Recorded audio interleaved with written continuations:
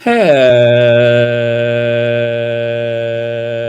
hello, hello. Welcome to Royal Sussex Live. Welcome, one and all. Thank you all so much for being here. Um, really? Well, thank you. I hope I can rise up to the occasion. I appreciate that. Let's see here. Hmm. Okay, I got that. I feel like I forgot to do. Oh, I know what I forgot to do. So let me do this. And one mo, that's with a mo, one more thing. And then we're all set. Okay. That's so. And that. Okay. Now everything's done.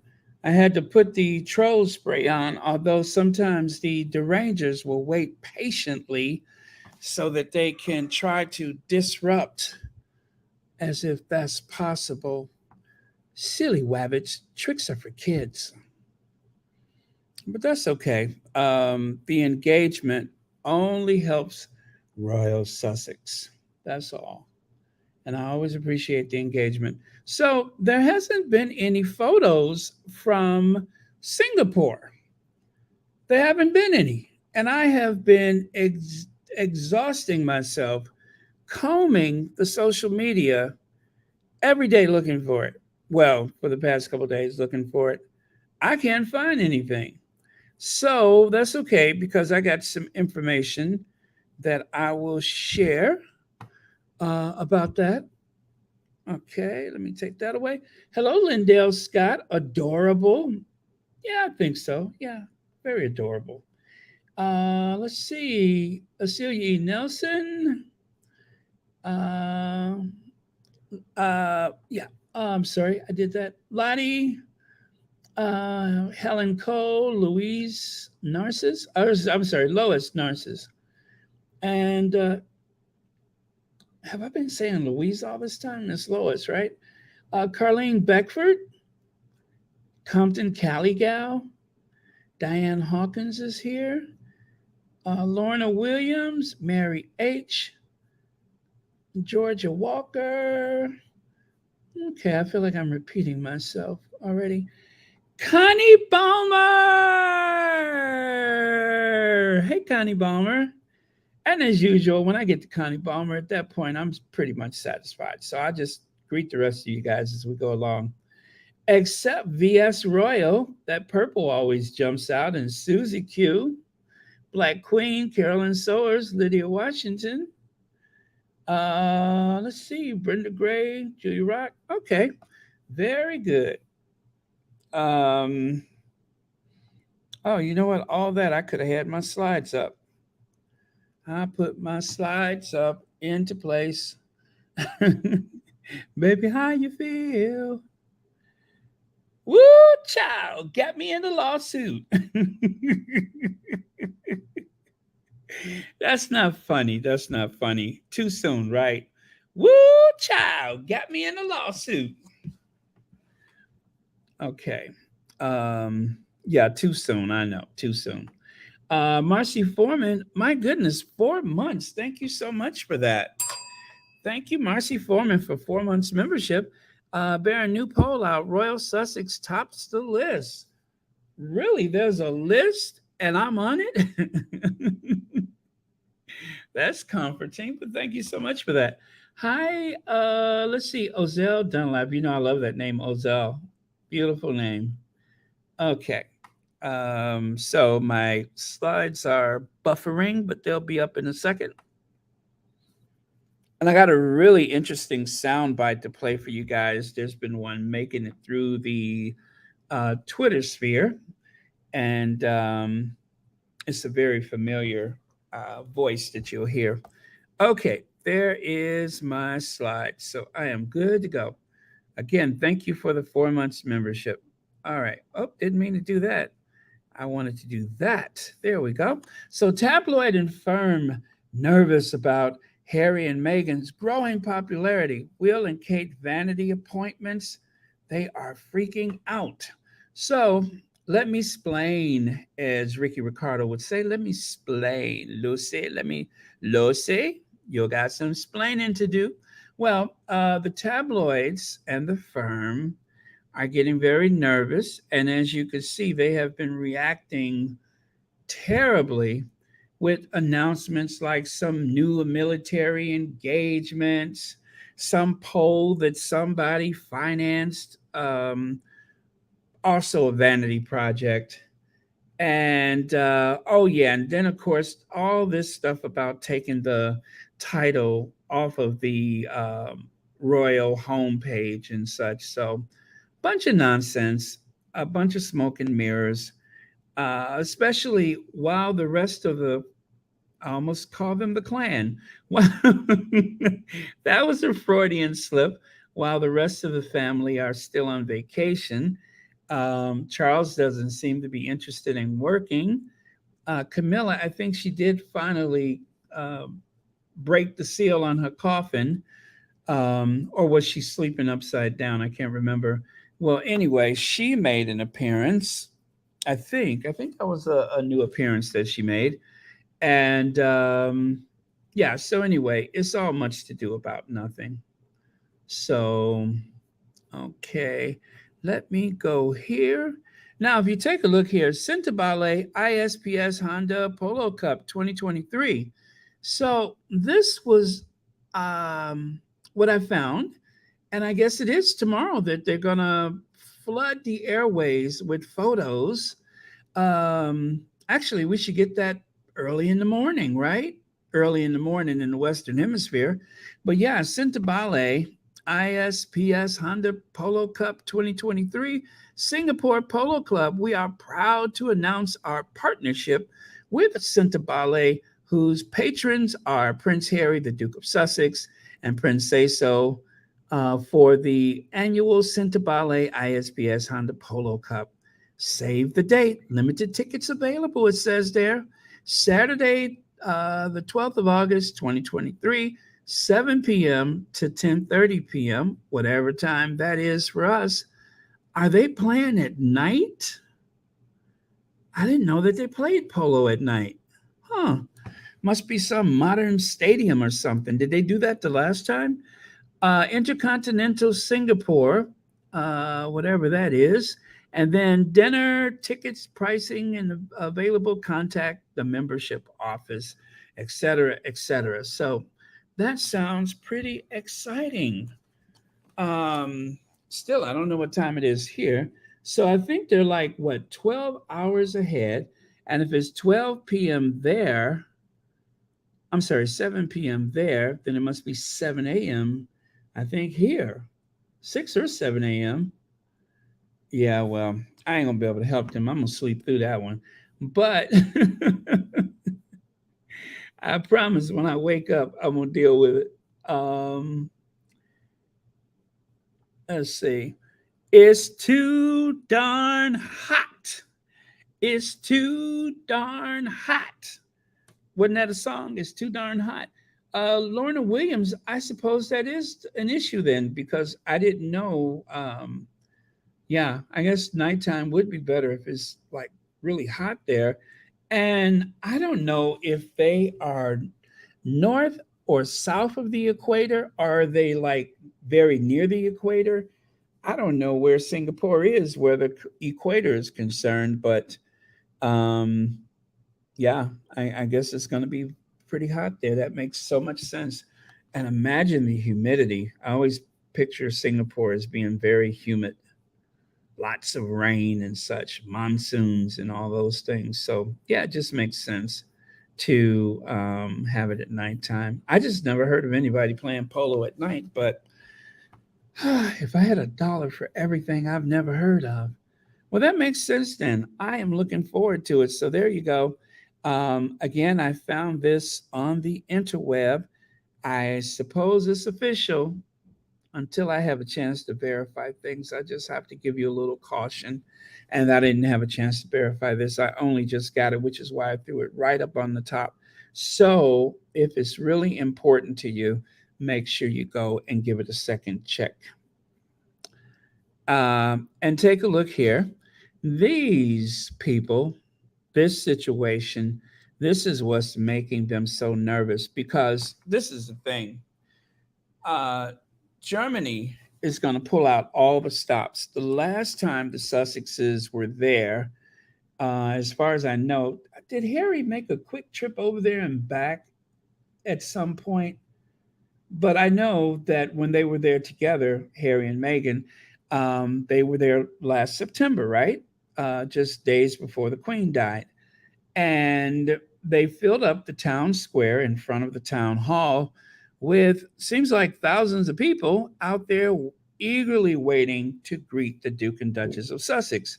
Now, I made a long version of every amateur video I could find, and I posted that video the other day. I guarantee you it'll be one of the best 18 minutes of your life if you take a chance to look at it, or I'm sorry, take the time to look at it. It's all amateur video and edited together to try to maintain a timeline anyway. And you could see how the Sussexes were received from different perspectives. There's even one view from maybe the second or third floor, all of those things. So check it out. It is really, really heartwarming to see how well they were received. And we're going to see it again. But like I said, I don't suspect that there's going to be any problems because Germany, um, well, they don't dance to the music of the palaces or any of that nonsense. So, 7 a.m. Eastern time. Thank you, Pat Breen. You got a bell for that. Where's my bell? There you go. See, Pat's on top of it. All right. So yeah, I don't feel nervous or anything like that. I think it's going to be very well orchestrated. Uh, the city of Dusseldorf, they have been eagerly awaiting for this, counting down the days for like a whole year, ever since they had the flag raising ceremony. Again, best 18 minutes that you'll have all week. I'll try to get the link and put it up for you. Let me see. I'm going to get another screen going here. So when I do need to do something like that, I will be prepared. I got my. Oh, let me stop that. I got to stop saying that. That's not funny. Uh, not that that's ever stopped me before, of course. But oh, this is cool. I like this. I'm gonna have to save that one. All right. Um, I have a warped sense of humor. You all know that. Okay. All right, let's move on here. Oh, let me go to the comment over there on the right side.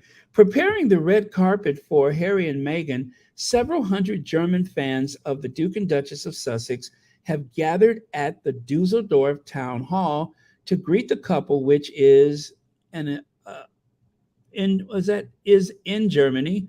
No, is a something Germany oh, well, anyway, that's a little typo that's on there. To start the kickoff of campaign for next year. So below you can see a little comment here and there from a couple of squatties like this one. It's wonderful to see them go into places and countries where they are celebrated rather than events and countries, namely the UK, where they are barely tolerated. And then beneath that, in some extremely small print for these bloodshot, gnarly baby boomer eyes of mine, what a great turnout. I couldn't have said it any better. What a great turnout. Okay. And now here's some good news for you guys. Here's some good news. This oh, I'm looking at him and I'm thinking, let me see if I had to do word association. Uh, Silly Putty. Yes, I'm looking at him and I'm seeing Silly Putty. As a kid, they had this. clay-like stuff called silly putty, and you would shape it and mold it to whatever desired form that you chose. And it was just lumps and wrinkles and mush. You could actually lay it on top of a newspaper, and it would draw the ink away from it. I mean, spent hours with that silly putty. Who knew that all these years later, silly putty would be at the helm of a publishing empire that has become an entertainment monopoly? Who knew that would happen? Well, the silly putty that I played with as a child has turned into an absolute monster by the name of Rupert Murdoch. Rupert Murdoch. Or is that a new name for silly putty? Connie Balmer, thank you so much for the super chat. Prayers and blessings for Harry, Nacho, and those taking care of them. Absolutely. Thank you so much, Connie Balmer. Yes, yes, please stay in prayer. Please stay in prayer. Send all of the positivity that you can to the Sussexes, to the athletes, to Dusseldorf. They're going to need it. They're going to need it because the enemy never tires. They feed off of despair and anxiety and anger, sarcasm. All of those things are what they use to, what did I miss here? Ozell, my deepest condolences. I understand the loss of sibling all too well. My heart goes out with the memories of your life and bond together. Oh, I'm so sorry to hear you've had a loss, Ozell. We are going to keep you in our prayers as well. Thank you for sharing that with us. All right. Thank you for sharing that with us. I Okay, let me see here. 29 years ago, and the pain something but comfort.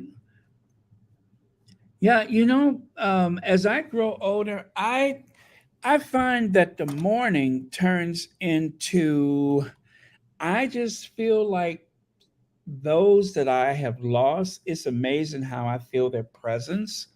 I'm sure that's not true for everyone, but I feel a presence. And during the tough times, that is what keeps me from feeling so alone, if that makes any sense. So I just believe that those that have gone before us are always with us. I always take comfort in that. News Corp profits dive 75% as Rupert Murdoch owned company hints at AI future. Hints at AI future. What does that mean? The poor results weighed down by lower print and digital advertising at News Corp Australia, a division that includes flagship newspaper The Australian. And of course, I decided, once again, word association, um, profits dive. Good. That was my word association. Good. Rupert Murdoch's lost 75% profits. Good. That was my word association. Um, so I suppose you're wondering, what does that mean? Okay, take a look here. Profits at Rupert Murdoch's News Corp fall off a cliff. Profits at Rupert Murdoch's News Corporation have dropped by 75%. It was revealed this week.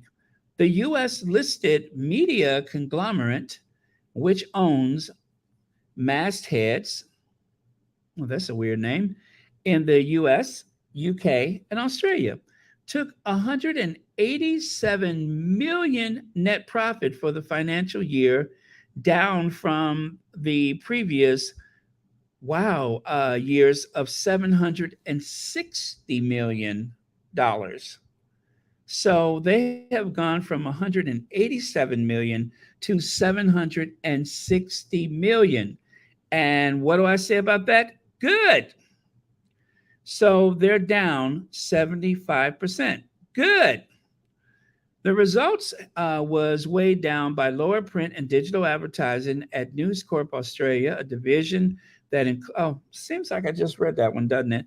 A volatile trading period marked by high inflation proved difficult for News Corp, which owns Wall Street Journal, publisher Dow Jones, and runs book publisher HarperCollins. Penguin has been mopping the floor with HarperCollins. Is that right, Penguin? Which one is Harry? Penguin, right? I think that's Penguin. Anyway, they have been mopping the floor with them. So yeah, well, I'm glad. I'm glad. And you know what I've noticed though is that some of the commercials are so cheesy. You know, the odd occasions when you see anything of theirs, the commercials are cheesy, the advertisements are kind of dodgy and questionable. So I guess it only stands to reason that they are losing money. And that's a good thing. And I hope, and what about that lawsuit they paid out? How much was that they had to pay? Was that insured or did they have to come out of their own pockets for that? They had to pay all of that money for the Analytica or whatever it was about the voting machines because they kept pushing and pushing and pushing all of this stuff about what was it? Whatever the name of the voting machines. They kept pushing that on Fox News when the thing is, the place where they were concerned about irregularities, they didn't even use those machines. They didn't even use the machines. So you got that, what was it, $700 million lawsuit over machines. Well, they settled. As a matter of fact, they settled because if they would have taken a court judgment, if a jury would have gotten to this old, nasty fossil, if a jury would have gotten to them, trust and believe, they would have paid through their nose, their ears, and every other orifice they would have had to pay. Yes, 787, just like the Dreamliner, 787. That's what they paid. Thank you so much, Barbara Long. 787. I remember that because I kept thinking about the Dreamliner, my favorite plane. They had to pay all that money. Now, I could imagine some of that had come from the insurance company, but if they would have had to go with a judgment from the court, it could have been $2, $3 billion. It could have ended the whole thing as we know it. So they were wise to settle. They were wise to reach a settlement. But the lies, Dominion, thank you. That I forgot that was the name of it too. Thank you so much. Dominion, they lost a lot of prestige because of Fox News. Now, that's a settlement that is being paid for the misinformation about the voting machines. I wonder if it ever came to it, how much they would have to pay for misinformation, like, oh, I don't know, the vaccines, huh? Remember how they all scrambled to get their shots, but then they sat up there and massaged this conversation, this narrative about the vaccines, even though they all had it. It seemed as though some of the hosts that were perpetuating, and not just the hosts, but the people they invited on the show, they were perpetuating all of these conspiracies and such and using the party line. What if some of the people who based their decisions, or the family that survived them, what if those people that based their judgment and decisions on what they heard from Fox Noise, what if those people were able to go into a court of law? They'd be in real big trouble then, but I don't know that that would be possible. But Lord knows I wish it was a way. So that's some good news to go into the weekend, right? That this fossilized Um, uh, I'm thinking remain because it doesn't seem like anything like that should actually breathe. I want. Well, okay. I wonder if there's like some type of machine that's keeping him, like as if there's some type of, like, all his innards are a bunch of wires and circuit board.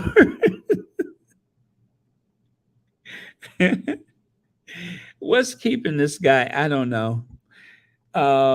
So take a look here. The Daily Fail has done it again. And I'm sure there are other people that have participated. Lord Nappyhead's newspaper, the Daily Fail, which fails all of humanity on a daily basis, they had the caucasity to say, "Where's the Queen of Maui when you need her?" Desperate Hawaiians beg billionaire residents. Why did they start off with the black woman? Why did they start off with the black woman? Thank you, Compton Caligal. Yeah, they have an NDA, so they won't be able to talk about it. Thank you so much for that. Um, why did they start with Oprah? You have Jeff Bezos, Larry Ellison, you have Clint Eastwood, you have, let me see, Mark Zuckerberg, all of those people with lots of money. Owen Wilson, the actor Owen Wilson, and Mick Fleetwood's home. You got all these people, but they start with the black woman because, as you know, it seems to upset their sensibility that a black woman should have money. And even that, what is the shock jock? Um, that loser, that day he goes on his show and complains about Oprah celebrating her lifestyle. It doesn't bother anybody that Oprah is celebrating her lifestyle. It seems to bother other rich white people that doesn't seem to believe that she should have the life that she has. For years, Martha Stewart has celebrated lifestyle, and nobody said a word. But when Oprah decides that, oh, thank you, Black Queen, Howard Stern. When Oprah decides to celebrate her lifestyle, to inspire and motivate people, I'm going to tell you, there's not one day in my life that I have ever woken up and found myself jealous of someone rich. The only thing it ever says is that you need to work harder if that's what you want. If you want those things, it's not enough to be angry. You have to do the work. And I guarantee you, everybody that you see in this Daily Mail article has done the work to get what they have. You know who hasn't done the work? Lord Nappyhead. You want to know who hasn't done the work? All of those people that you see dressed up like they're going to a magician show, a magician marathon or something. They look like they're going to the magicians convention somewhere. None of those people worked for what they got. William didn't work for anything.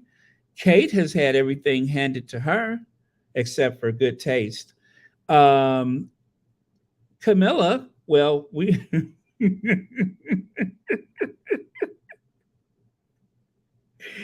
I'd lose my channel if I told you how she got what she has. And of course, Charles, he hasn't he hasn't worked for anything either. Again, I'd be in a lot of trouble if I told you how he got what he has. So none of them have had to work for anything, and yet, Lord Nappyhead's paper is standing in judgment of these very wealthy, successful people. Now, Clint Eastwood is a Republican, and I love him as an actor. I hate the Republican side of him. However, I have nothing to say about his wealth. He earned it. He earned it.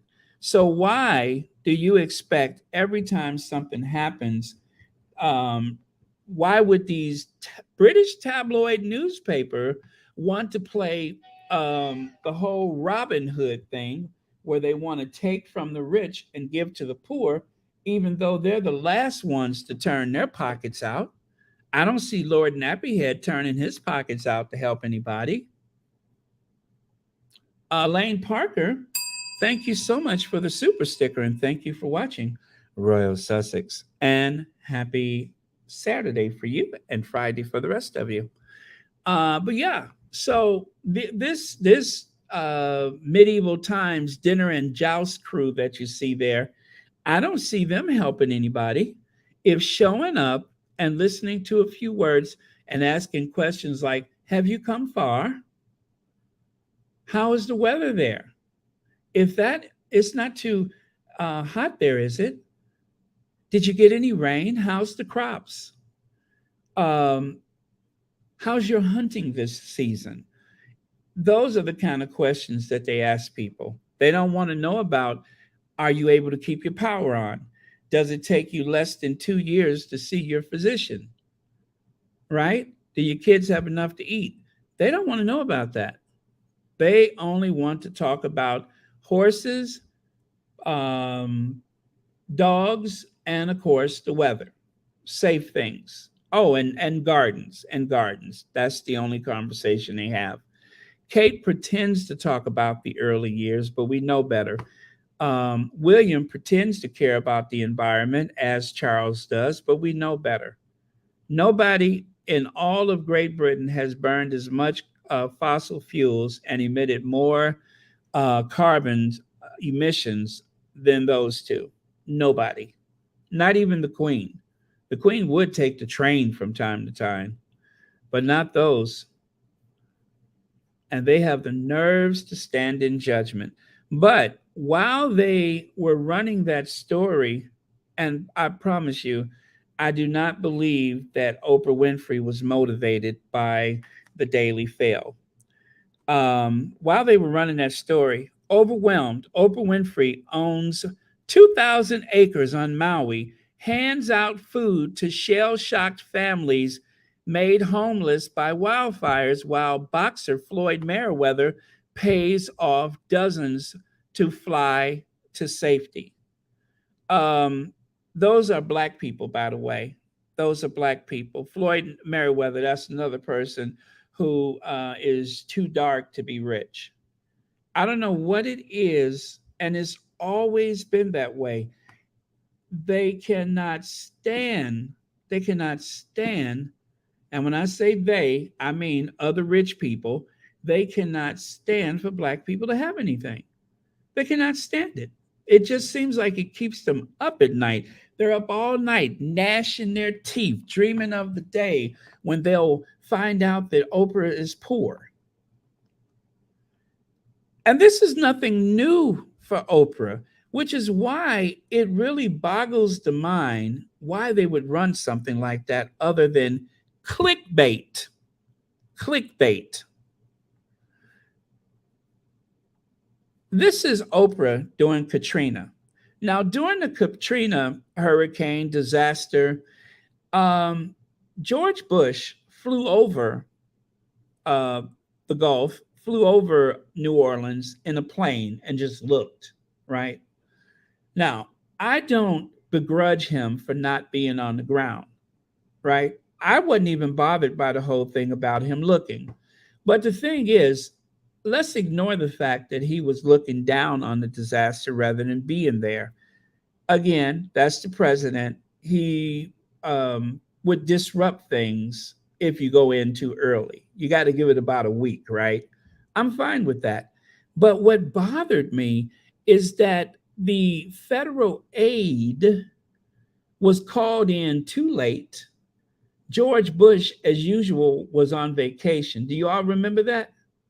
He was on vacation. He took more vacations than anybody until Donald Trump. He stayed on vacation. He had more vacation time than any president I ever heard of. And whilst he's on vacation, Katrina happened. And they could not seem to get relief to the people of New Orleans.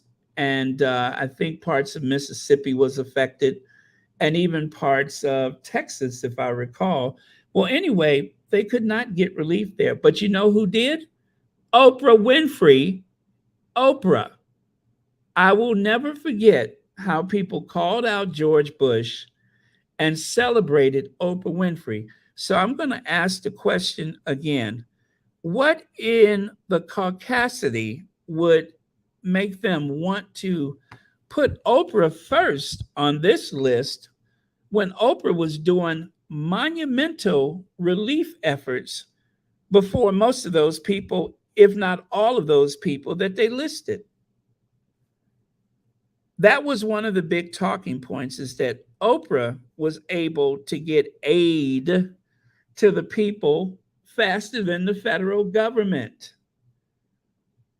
And I'm going to tell you too, Oprah said that those producers that she had, if it was anything, not any, but anything that needed to be done, those kids were the ones to do it. Baby, they pull out them cell phones and get to clicking on that computer. And next thing you know, there was a convoy of relief headed to New Orleans. And so the Daily Mail, which is what? A British tabloid newspaper that has offices or has correspondence or whatever in the US, they don't seem to know much. And that's because they have kids, they have angry, bully kids, the ones that were probably bullied themselves when they were in grade school. They're the ones that write stupid stories like this. They're the ones that write that ridiculous hate stuff. Oprah's been doing that. Oprah is true to this, not new to this, but yet they name her first. Why? Because a black woman ain't supposed to have anything, which is exactly what they do to Meghan.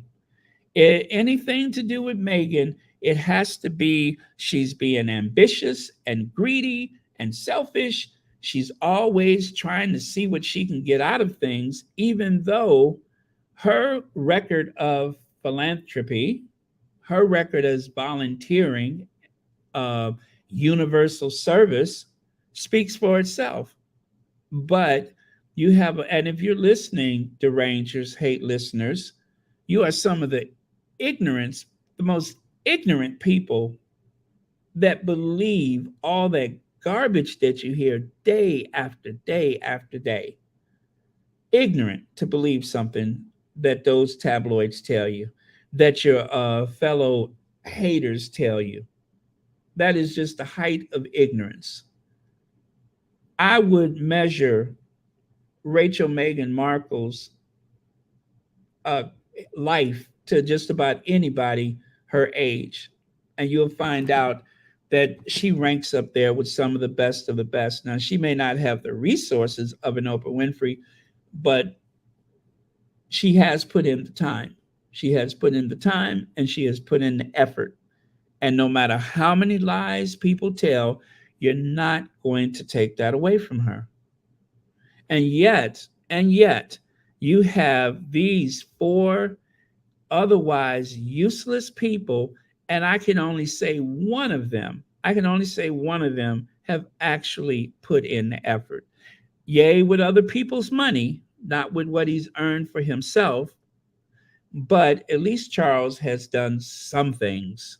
He's gotten some things right. I'm not going to take that away from him because how I feel about him as a human being.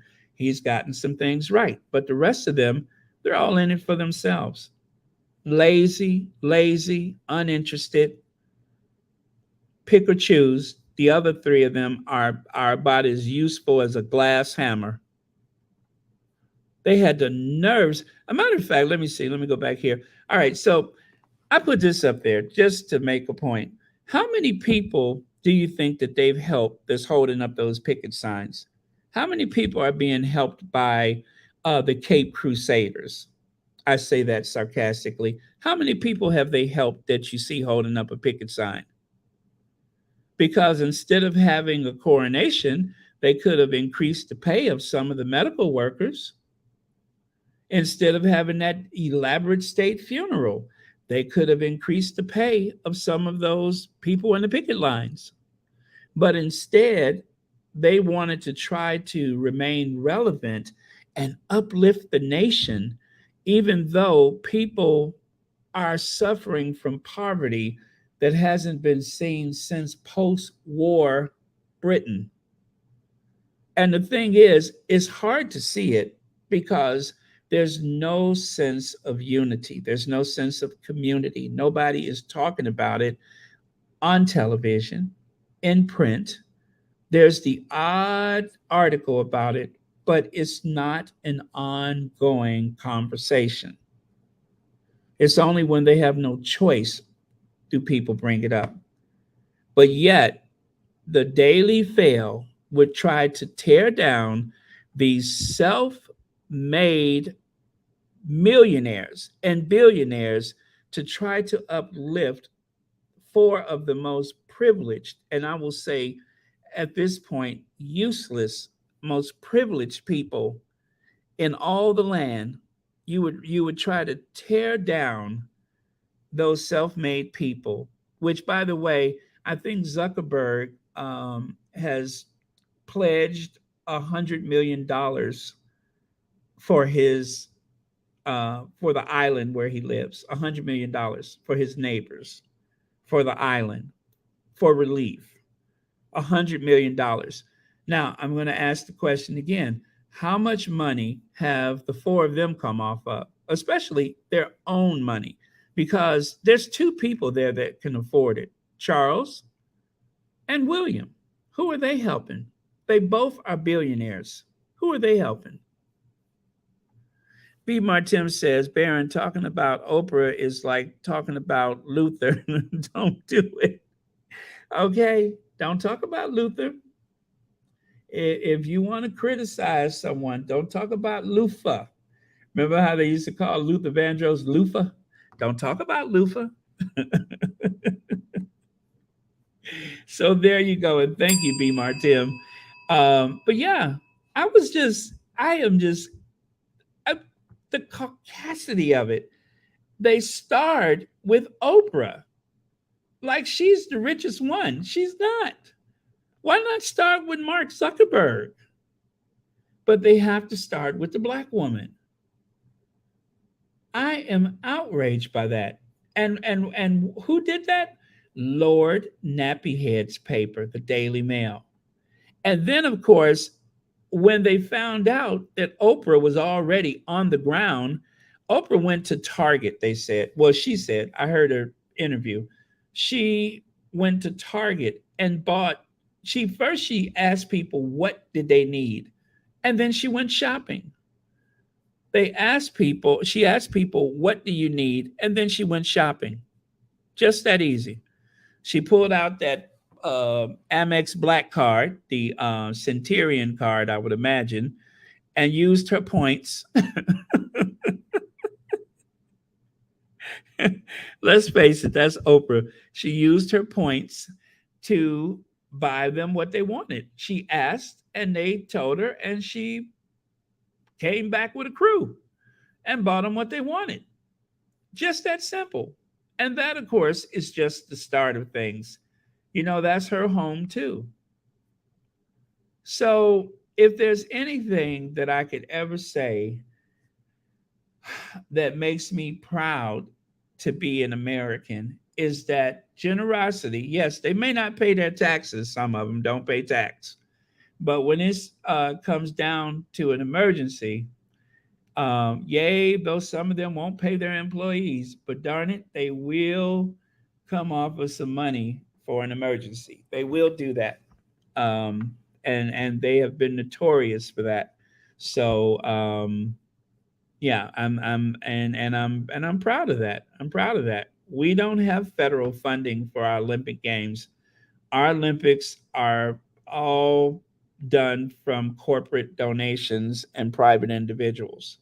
Most of those big events that we have, you don't get a lot of. Some of municipalities now, they will have bonds or whatever that are issued to pay for things, but a lot of it is private. A lot of it is private money. So, oh, it was Costco too? Oh, very good. All right. See there? She went to Costco. She went to Costco, bought herself one of those chickens, bought a roasted chicken, and then for the rest of okay, let me get serious here. But I mean, who goes to Costco and not buy a roasted chicken? Can we talk here? Who goes to Costco and not buy a roasted chicken? Oh yeah, that's right. William is going to solve homelessness now, and he's going to do it in our lifetime. You watch and see. I hope we live to be 200, but yeah, he's going to do it in our lifetime. Let me see. Oh, and then there's this. This is the, oh, I don't know how many food banks that stretch across the United Kingdom and Northern Ireland. These are the food banks.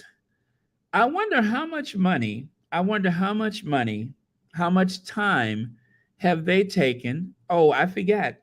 Will and Kate went to that food bank for 55 minutes with 9 cameras, 55 minutes. They pushed the shopping cart around, laughing and joking, and then, of course, they left. They parked about half a block away so that people can see the walk to the entrance and take photos of them getting down to business and taking care of business. And then they went inside and laughed and joked and everything. And then when they left, and I'm not making this up, when they left, William did not even make eye contact when he said farewell, and Kate didn't even try to turn around and look at the people. They just left. They just walked out the door. Okay, bye. And they were out of there. Kate was not, the lady was trying to explain something, and Kate told her, well, I'm just here to volunteer. Or what did she say? I'm just here to learn or whatever. Oh, I think the lady had asked her a question. And because she didn't feel like thinking, she just told the lady that she was just there to observe.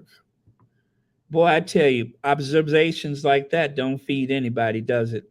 Them going to that food bank, I wonder how much extra food that they got because Will and Kate went to the food bank. Do you wonder? Do you guys think that because they showed up, that there's any extra allotments made for the sake of Will and Kate? I don't think so. I don't think so. I'm just going to go out on a limb and say no. Nothing happens. You're right, Black Queen. The bird brain. Oh, I'm sorry. There it is. The bird brain don't want to know nothing, don't do nothing, and don't care.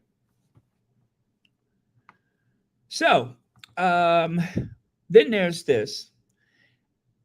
Continuing the theme of what people print in comparison to what the truth is, take a look at that.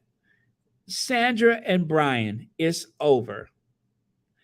Imagine this article, this front page, August the 21st, 2023.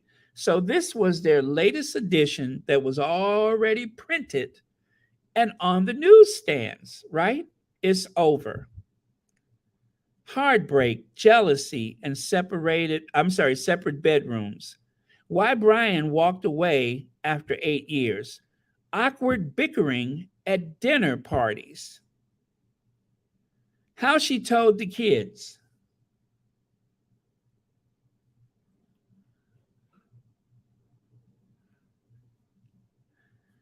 I'm sorry. You know what?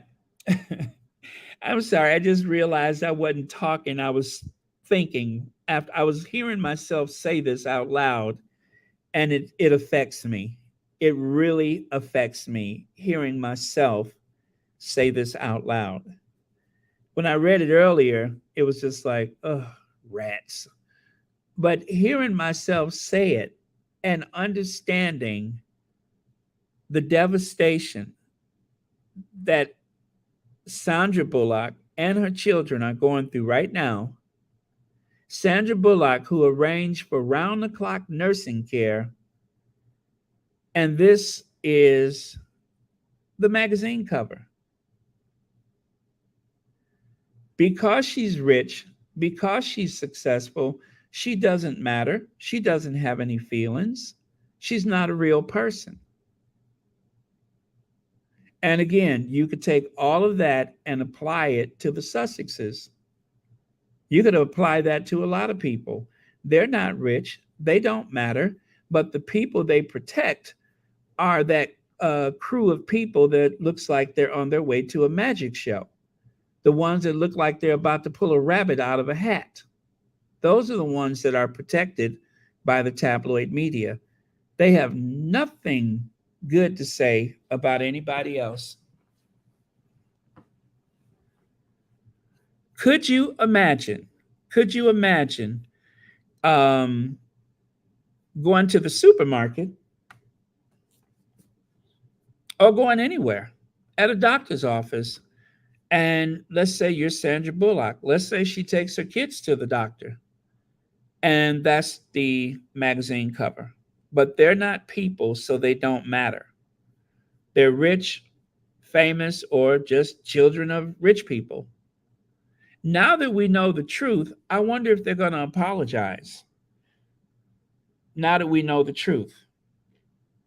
YM George says they would have been more eco friendly and ridden in on royal ponies, but they were afraid Camilla would eat all the oats and apples. Or grab some blossoms off a tree or something. Thank you for that, YM Droid. Yeah. Like I said, the people that write those magazines, they're bullies. They're bullies. They're all bullies. Sandra Bullock, self made, hardworking, and has a pretty high IQ from what I hear. But, you know, she's done the work. And yet she has been humiliated and punished by the Star magazine, which of course is printed here in the United States. And to be fair, sometimes they do get it right. I don't know that we have a right to know, but sometimes they do get it right. They do. And sometimes they don't stop until they make it so. Yeah. How about that? How about that? This man was taking his last breath while these were being printed and headed to the supermarket near you. I wonder if they would even bother to recall those magazines. Not likely.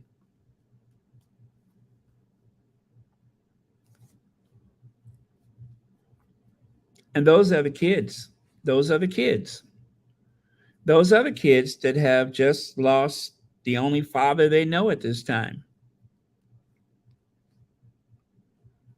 And that is the tabloids. That is what tabloids do. And to be honest with you guys, as I've always said, I'm usually just interested in seeing pictures of people that I'm curious about. I don't care about the stories. I want to see pictures of this person's house and how they live. I don't want the bad news. I just want to see the pictures. I don't pretend like I don't enjoy the odd paparazzi photo just to see my faves. But knowing where they come from, I choose not to share them. But yeah, there's real life behind those headlines. There's real life people that have been hurt by some of the stuff that they've printed and by some of the lies that they tell. Real people, real families. Okay, now let's get a little messier. Queen Kate should get a proper, I'm sorry, the Queen, I'm sorry, Queen Kate should get a proper job before Prince William announces their engagement. Now, this must be true because the palace did not make them take it back. I'm just going to say it. It must be true. Otherwise, the palace would have made them retract it. And since they didn't, we know it's true because something as impactful as that for a possible future queen would be unheard of. And then right there, you could see Carol and Michael Middleton established party pieces back in 1987. Well, what's happened since then? Princess of Wales' parents leave taxpayers in the red as business sold. Party pieces have entered insolvency process, and the banks is owed a balance of £220,000. A collapsed business and debt in millions, keeping us with keeping up with the Middletons. I think that's like a play on keeping up appearances, keeping up with the Middletons. As party pieces are sold, leaving small vendors out of pocket, James Middleton appears to be having business woes of his own. Surprise, surprise. James Middleton is having business problems? You mean the man who came up with the monogram marshmallow? You mean the purveyor of monogram Nazi marshmallows is having business problems? Are you serious? Luciana, what is it, Bellany has the latest from the royal in-laws. Do you mean to tell me the genius that sat up there and said, why don't we monogram marshmallows? Do you mean to tell me that um, uh, walking genius of our day is actually having business problems? You mean the offspring of Mike and Carol Middleton? You mean to tell me he's lacking when it comes to business? I can't believe it. As I live and breathe, I just can't. I'm saying that sarcastically, of course. I just can't believe it. How could that possibly happen? I just told you, the offspring of Mike and Carol Middleton. Their name shouldn't be Middleton. It should be Mike and Carol Smoke and Mirrors. Mike and Carol Smoke and Mirrors. Because they have managed to keep up this charade or charade, if you're American. They have managed to keep up this charade for years that they are this accomplished, business savvy family, when the truth is they were barely hanging in there. They managed to do exactly what their plan was, and that was to marry off those daughters to people who have. But let us not forget, though, Meghan is the one that was out looking for a rich man, right? Not uh, Kate Middlebaum and not Pippa Middlebaum. They weren't the ones looking for rich men. It was just Meghan. I think Meghan was looking for a successful man. Meghan was looking for someone who shared her view of the world. Obviously, that is the truth. But these people, they only are interested in social climbing. Those are the social climbers, the wisteria sisters. Just like the vine crawling up the trellis, that is how they made their way into the aristocracy. That is why there was so much resentment toward them from all of Will's friends. You know, there are still people within William's circle who want nothing to do with her. Nothing. Because she's not their sort. Her family is not their sort. And this idea that the Middletons descend from some type of aristocracy, if working at British Airways makes you an aristocrat, sure. Yeah. If Carol Middleton pushing her beverage cart down the center of the plane makes her the queen of the beverage cart, sure. That's how I see it. The Duchess of the beverage cart. If passing out pillows and blankets and or passing out hot, or what is it, warm rags, warm cloths to people, if that makes you an aristocrat, she's got that covered. Yeah, she's got that covered. If drinking a beverage out of a bag, if going to a football game and drinking beverage out of a paper bag is the telltale signs of aristocracy, she's also got that covered. Yeah, put a little shot out that paper bag, would you? Boy, I tell you, you can you you can take the Carol out of British Airways, but you can't take British Airways out of Carol. Well, you know, people that work for the airlines take them little bottles home with them. She probably got a whole room full of them. So now the Queen was concerned because she branded Kate lazy. And I'm going to say this again for the benefit of anybody who don't believe it. If you find this hard to believe, then why didn't the palace intervene? Why didn't the palace intervene? She is going to be the future queen. Why wouldn't the palace intervene if it wasn't true? But because it is true, and the queen had her reservations about one of the dullest human beings to ever draw a breath, yikes, Kate Middleton, called lazy by Queen, nicknames her Duchess of Doolittle. Kate Middleton was called lazy and unbecoming by Queen Elizabeth before Duchess married Prince William. Kate Middleton disliked for laziness, Duchess could do more. Kate Middleton is disliked for being lazy. The Duchess of Cambridge is one of the most popular members of the British family. Yeah, because she says nothing, does nothing, and she, well, you know, everybody wants to lose a little weight. She's thin. That's it. Thin, hair extensions, popular. Is Duchess of Cambridge lazy, Katie? Is she feuding with whoever it was? Are rumors of Kate Middleton ducking her royal responsibilities true? Yes, I'll tell you, yeah. Camilla Parker Bowles, a lazy woman like Kate Middleton, avoids work, source claims. That's true. We all know when there's a source that is true. If it's true for the Sussexes, it's true for them.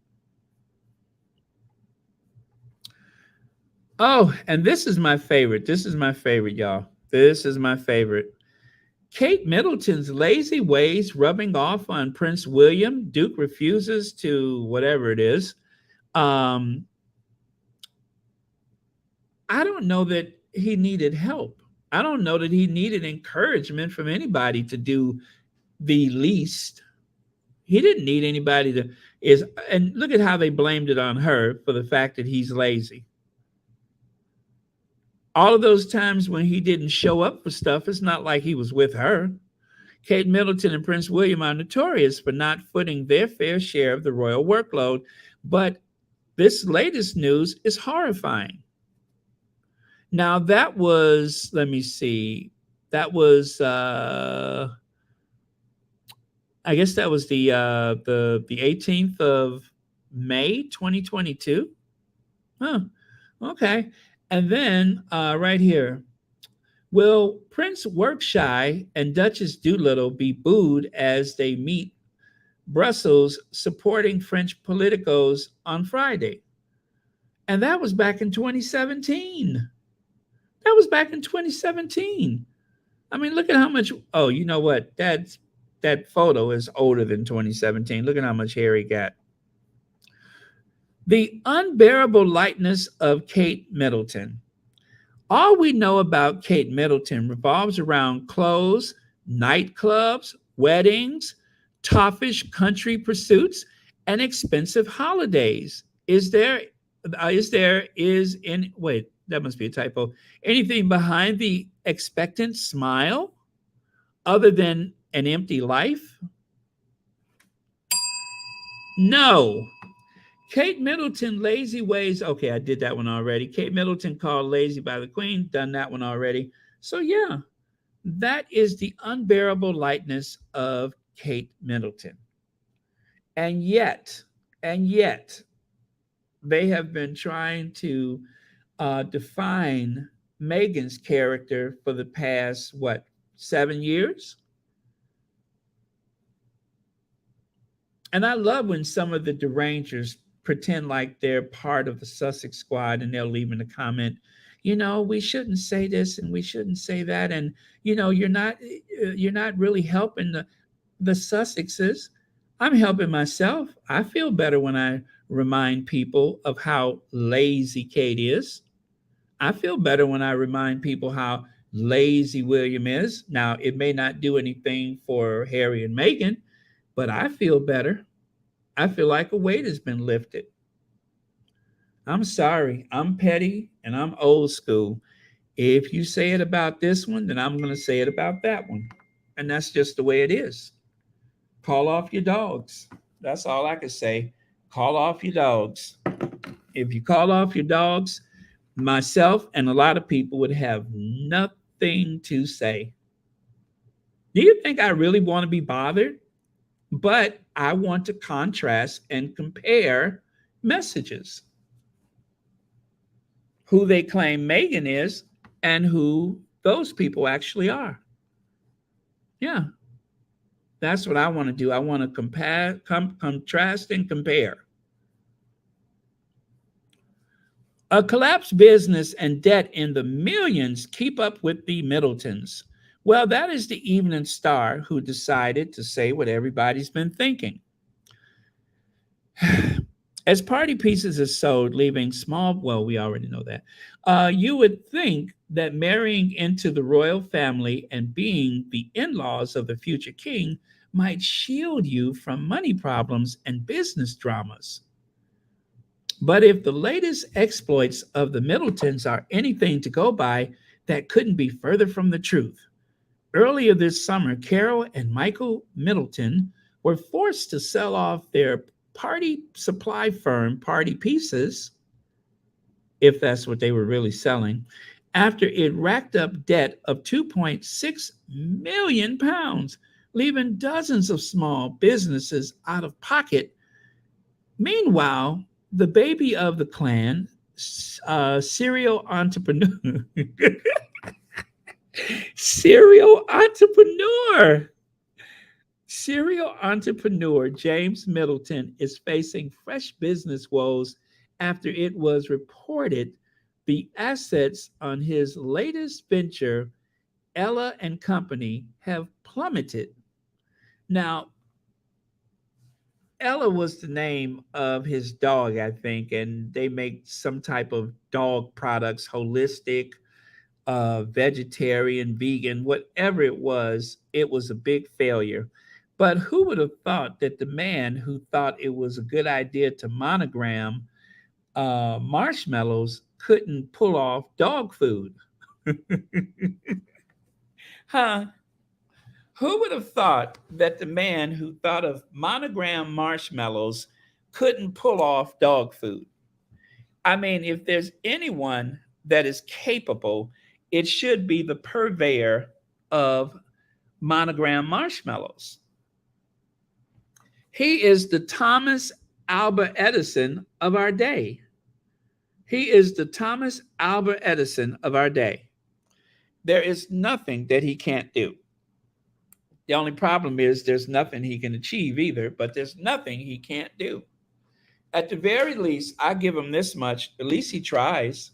At least he tries. Now, James Middleton once dreamed of becoming the next Sir Richard Branson, but then Kate's brother turned to the good life and breeding spaniels to find peace in the countryside with his pregnant wife. And there he is holding up one of those monogrammed marshmallows. You know, have you guys watched Golden Girls? Do you remember Stan Spornak? Sporniak? Remember Dan Spornak? That was the husband of Dorothy Spornak. And Stan was the purveyor and the leading salesman of whoopee cushions and barf bags and loaded dice and all type of novelties. That's who he reminds me of. He reminds me of, babe, it's me, Stan.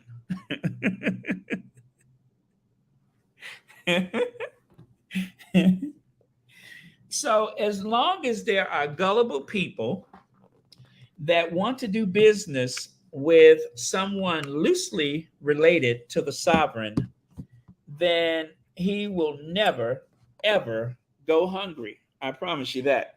He is never going to go hungry. He's never going to feed himself, but he's never going to go hungry. And that is a promise. I just don't know how anything could have failed like that. How could that have failed? Monogram marshmallows and breeding cocker spaniels, whatever he was doing. And I don't even want to think what that means, breeding. Well, anyway. Um, but yeah. How could that have failed? One has to ask the question. But it did. It has, and it could, and it happened. So, let me see here. And then, of course, there's the very disturbing photo of James Middleton with Dan Wooten. That haunts me. That image of him with Dan Wooten. I could only imagine, given everything that we have just learned, and when I first saw that photo, before all of this news came out, I was so disturbed. I was so disturbed by that because I just had a feeling. I just had a feeling. And I mentioned it before. That does not seem like a healthy situation, especially considering how mentally fragile James Middleton is. And he is. He's quite mentally fragile. Um, he's not well. He's not well. And when you consider that, I ask the question again, what is going on? What is going on? What type of access has been gained before and after that photo? Scary, quite scary. Now, let's go on to another topic, shall we? Tabloid firm. Oh, wait, not that up there. Take a look at this. I could not believe it, but you see that? That is the mother of the young man set in the middle right there. He's 25 years old, if you could believe that. 25 years old. Poor guy's losing all his hair. But he's 25 years old, and that's his mom. And his mom is a Karen. Now, she hasn't done anything Karen that I know of, but she is sporting that Karen haircut. If you guys want to know what is the classic Karen haircut, that's it right there. And she is livid. She is livid because those people are, oh, wait, they have been or possibly will be charged with a hate crime. They have been or possibly will be charged with a hate crime. Now, I'm just going to say this. It is very likely, that that will happen. I don't know if that was necessarily the case. I think they were just some very disrespectful people. But at the same time, drunk or no drunk, if all of you all are jumping on this one black man by himself, realizing the ramifications of that, jumping on anybody, but you see a black man by himself, don't be surprised if you get charged with a hate crime. And it seems like it bothers her more that he's being charged with a hate crime than the fact that he's being charged for an assault in the first place. So I don't know. I don't know. It has all the hallmarks of a hate crime. It'd be different if it was just the one guy, but when you pile on someone like that, that's a hate crime. That looks like a hate crime. If you don't have enough sense to pull that person away, but instead you attack the security guard doing his job, that's a hate crime. Beverly McCaskill says, yes, Baron, I think that they have been because the FBI is now in on it. I mean, is now in it. Okay. Okay. Well, you know what? Uh, let them decide. Let them decide what the charges are. But that's where, if it was just the one guy, I'm pretty sure no one would be thinking hate crime. But because all of them piled on that guy like that, the police officer doing his job, then that bears all the hallmarks of a hate crime. So Karen, who is so upset about her son being charged with a hate crime, you're just going to have to be in your feelings because they had no business jumping on one person like that. That was stupid. That was so stupid. Miss S says James Middleton's family has his beard in place.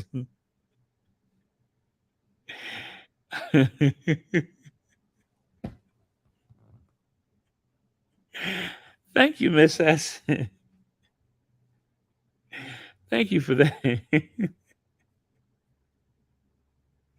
I'm not sure how it'll sound if I finish it, so I'll just leave it there. Let me see. Marshall says, Baron, is that Karen, the woman who the chair? No, I don't think she was the one that was hit. I don't even think she was there. I don't even think she was there. That's just his mom, and she's trying to explain. Look right there. Ooh, she is hot. Boy, she's angry. Look at that face. Look at that face. I'm surprised she wasn't involved with it, but look at her. I mean to tell you, she looks like she's fit to be tied. She is fit to be tied. Now that is a Karen. That is a Karen. That is, what are you all doing in this swimming pool? Do you live here? Or how do I know you're a delivery driver? I'm calling the police. Yeah, that's who she is. But look at that tan. Boy, she's got quite a tan. She's got quite a tan. She might not be all Karen. Um Look, BS, I had to catch myself. I had to catch myself. Oh, let's see. Ken Ho, thank you so much for the super sticker. And thank you so much for watching Royal Sussex.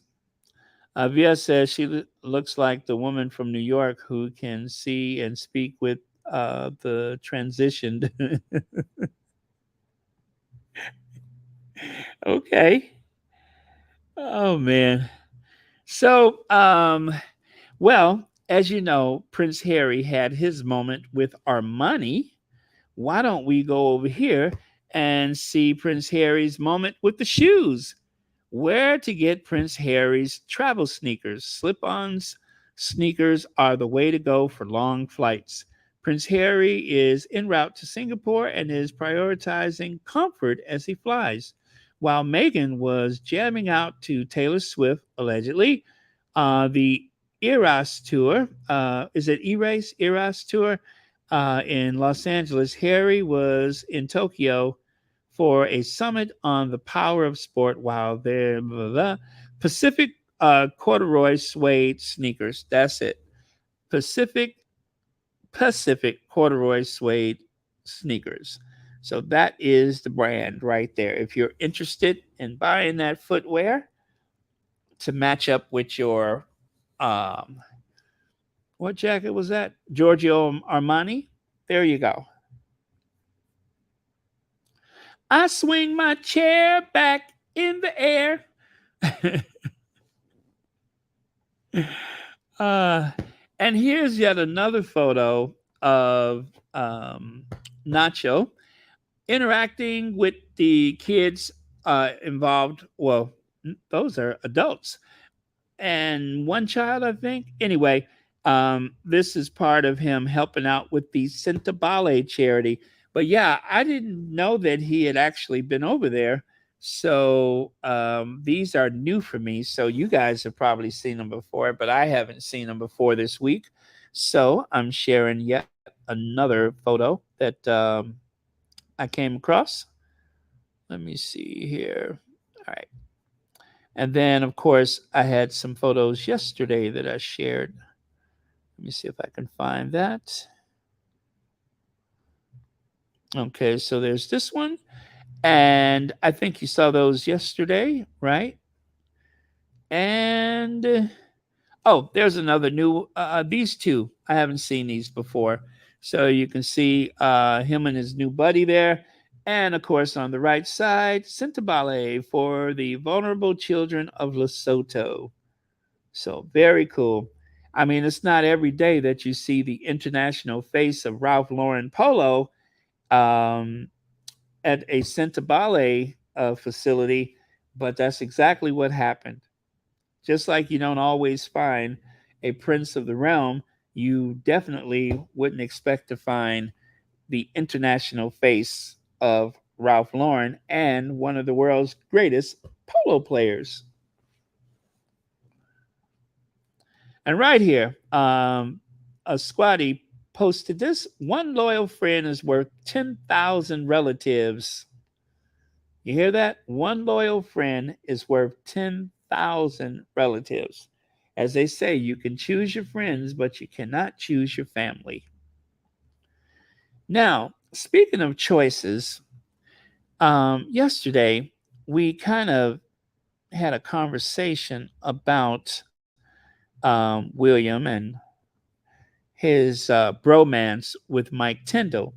And the reason why is because they were trying to, and it's actually, I'm still not sure what the point of it was, but yesterday, the fail again, Harry's Lad's Holiday.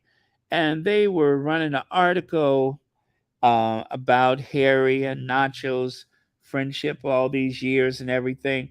And I think it's only to do with jealousy because William doesn't have that type of public camaraderie with anybody. Kate doesn't have that type of connection with anybody. They don't seem to have friends. And yet, through the power of projection, they go on and on and on about how the Sussexes are isolated, when it appears to me that William and Kate, unless they are with their staff, who do they have? When do you ever see them, except for when William is creeping in and out of those clubs at night? When do you ever see them with people, with anybody? You don't. I mean, the Queen had her ladies in waiting, right? Kate doesn't have anybody. Camilla has her sisters, right? She only keeps her sisters around. But other than that, it's Will and Kate that are isolated. You know, God bless them. They interact with their kids. Sometimes they're together and they're with their kids. But who do they have? But remember, it's Harry and Meghan that are isolated, that don't have any friends. Everybody in Hollywood has turned their back on them. You never see them walk the red carpet. They're the ones that nobody care about. And yet, they have discreetly and without ceremony conducted their lives privately. And every so often, remember that time when Meghan and Harry went to lunch and they didn't notice that, I forgot who was the actress, They were so busy, the paparazzi, who could spot a celebrity a mile away, they didn't even notice the other person that was there. Was it Carmen Diaz? They didn't even notice Carmen Diaz. How do you miss Carmen Diaz? Even with sunglasses, how do you miss her? But they were so entranced with Meghan that they didn't even notice that Carmen Diaz was there. How's that possible? They did not even notice Carmen Diaz, and she was standing right there at the entrance of the restaurant. I'm not making this up. She was standing right there at the entrance of the restaurant, and they missed it.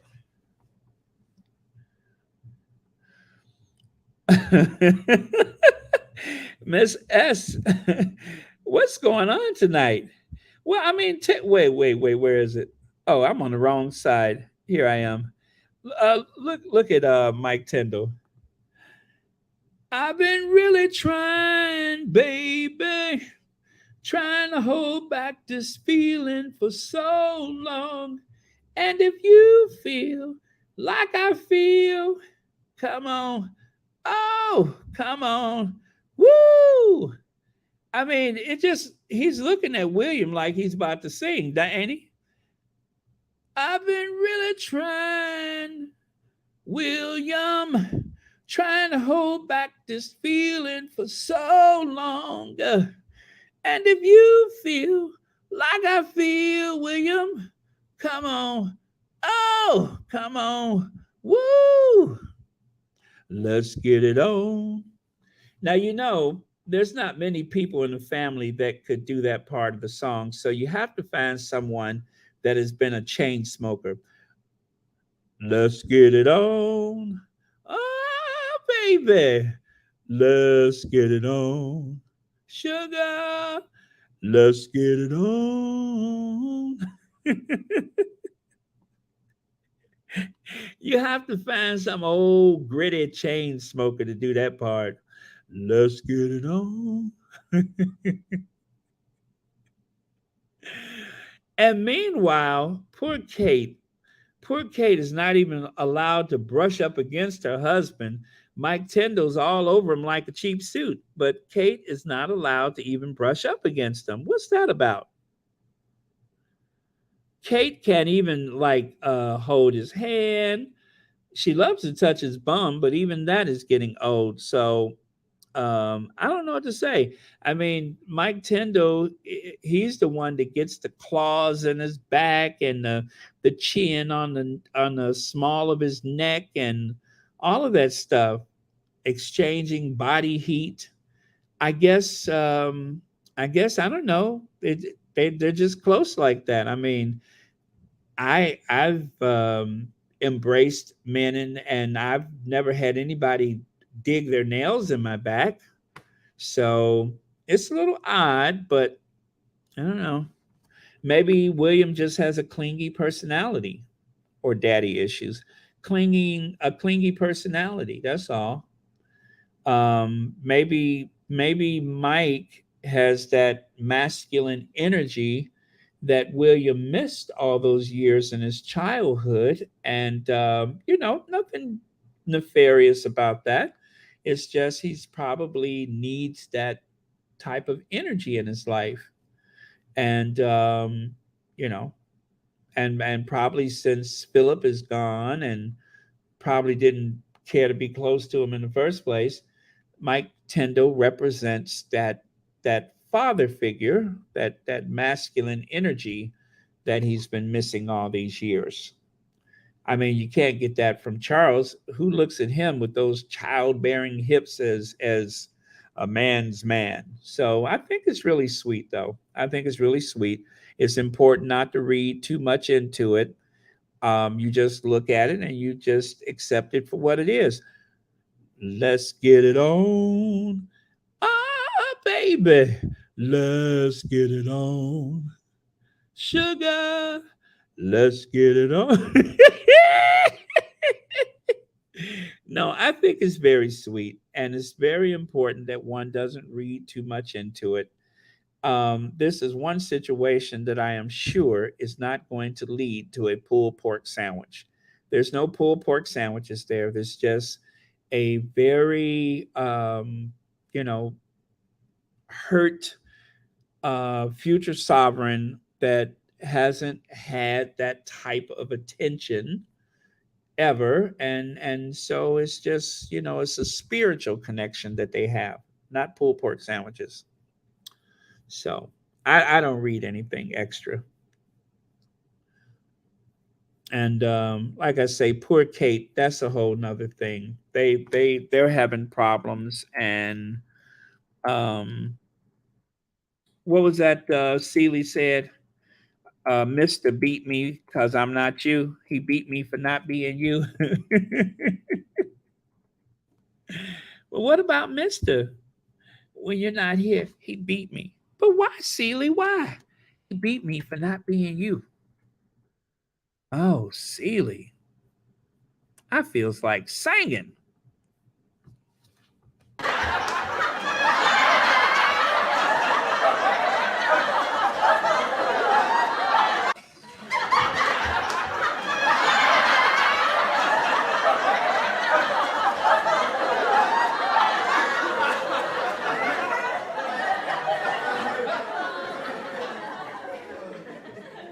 Oh well, too bad. They'll work it out eventually. So, where was I? Now, oh, let me see. I can't see that at the top. What does it say? Let's get it on. Baby. Let's get it on. Okay, at the top it says King Charles III has given Prince William and Kate Middleton new military appointments in addition to their titles of Prince and Princess of Wales. Um, as I said, this is desperation. They're trying to take the shine away from Harry and Meghan because Harry and Meghan's popularity is peaking to the point where they are very soon going to, uh, I guess, silence all of this criticism from the British tabloid media and all the complicity from the American media outlets. Pretty soon, I got a feeling that things are going to change very soon. I don't think that there's enough sovereigns. You know what I'm saying? I don't think there's enough sovereigns to sacrifice that is going to change that. Now, okay, you had us with the Queen, but she was 96. Charles, he's not that popular, so I'm pretty sure a week or two will go by and they'd be like, what happened to him? Oh, are you sure? Because I didn't hear anything.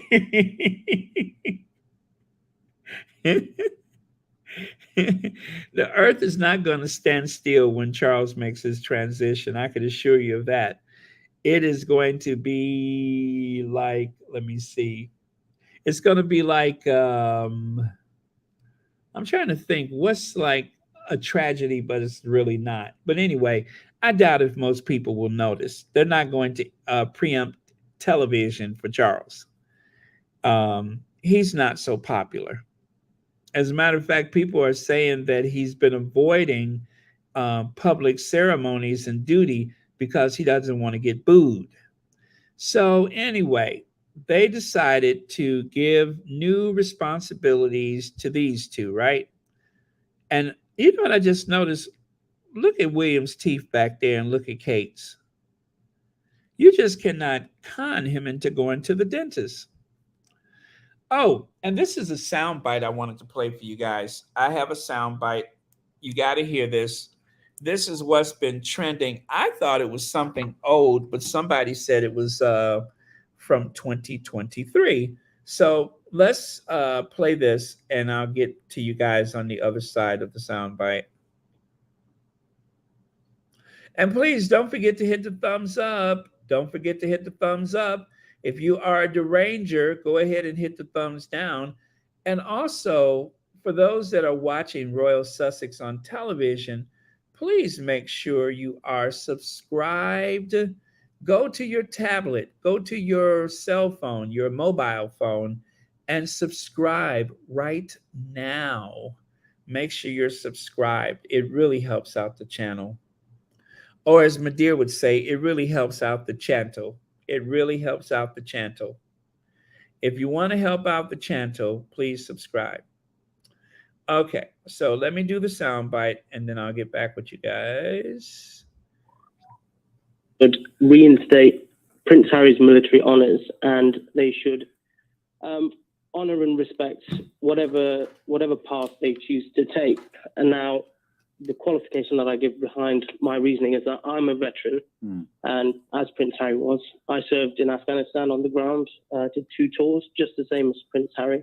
And actually, one of the tours that he was on overlapped with one of mine. Really? Now, anyone that served will tell you that the Iraq and Afghan conflict, no matter your political view, it was horrendous. Yes. The toll on your mental health, the toll on those who didn't come back, the families, life and limb. Now, Prince Harry, let's not forget, he did two of those tours. So I believe he's paid his debt to his country. And if you look all throughout history, the physical security of a nation and its citizens have been guaranteed by young men and women who have been willing to go put their lives at risk and pay the ultimate price, which he has done. So before anything else, I do urge people to never forget that and to remember that. Are you surprised by how easily and how quickly that has been overlooked? Absolutely, 100%. Yeah, I am now. Thanks to you, I'm flipping reeling. You're absolutely on it. I lost another similarity I have with Prince Harry is that I lost my mum at a young age, so I understand what it feels like. And the statements that they're kind of blaming this on Prince Harry not taking it well, not taking his mother's loss, I think that's a real slap in the face to a man who served on the ground. He was a platoon commander. He led men in action, on men and women, so on his first tour, and then on his second tour as an Apache pilot. So the thought that everyone blaming Meghan and saying that a man who has done such incredible things under the intensity of combat cannot make his own decisions is ludicrous. Can I ask you a tricky question? And if you don't have an answer to it, then don't be embarrassed to say so. Because I think a lot of us with no military service, which is of course almost all of us, and then when you expand that to include people who didn't do a tour in Afghanistan or Iraq, it's almost everybody. How insulated was he by dint of his status from some of the dangers and realities that you, for example, would have been exposed to? I can't. Fair play. To be honest, I can't speak. I can't give you an accurate answer because I didn't. It was a very well kept. His safety was guaranteed, but he was not insulated. I don't believe he was insulated. Well, I mean, an IED or a missile attack upon a military base in Afghanistan is not going to be able to work out who's a member of the royal family and who isn't, is it? Absolutely. So, in my view, I'd say no, he wasn't shielded. He was on the ground patrolling. It was just that the only shielding he had was that the press weren't able to let anyone know. Otherwise, obviously, he would be a massive target. Now, on the second tour that he did... Just let me pause you there, because obviously he would be a massive target, and that just puts a completely different complexion on their complaints about not being afforded royal protection on Civvy Street, doesn't it? Why would he be more of a target in a theatre of war than he would be outside a theatre of war? He's a target for the same reason, isn't he? Yeah, so can I just, yes, of course just touch on this point? I thought about the irony of the fact that here is a royal who fought for his country and risked his life to protect his country, who is now having his own protection withdrawn from him.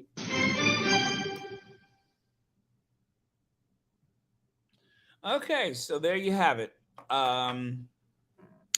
That is the heartfelt feelings about it. And it's not the guy that's sitting there. That was a caller that they had. I think that's the producer or whatever.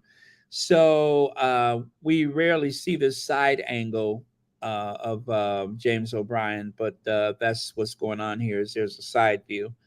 And he's always interacting with a producer during his show. But yeah, so there you have it. That is how this particular person in the military community feels about Harry and the fact that they have decided to take away his protection. and or they made that decision some time ago to take away his protection. Now, again, I thought this was an older episode, but someone says no, this is 2023. I don't know exactly when. I've never seen it.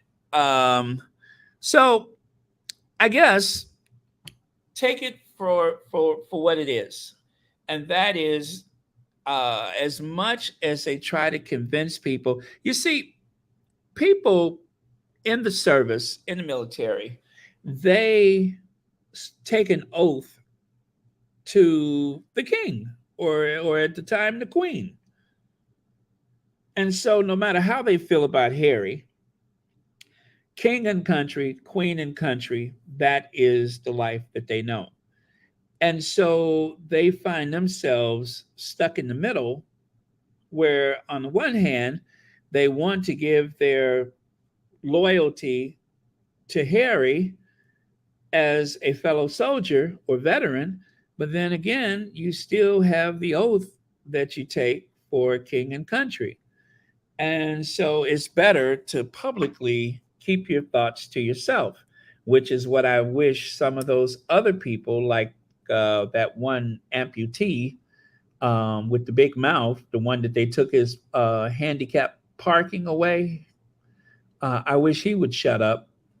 But no, he has decided to come down critical against Harry, in spite of everything Harry has done for him and so many other people. But I think most people, they know how to just play it straight down the middle, and that's the best thing to do. If you're not going to help, it's best to say nothing.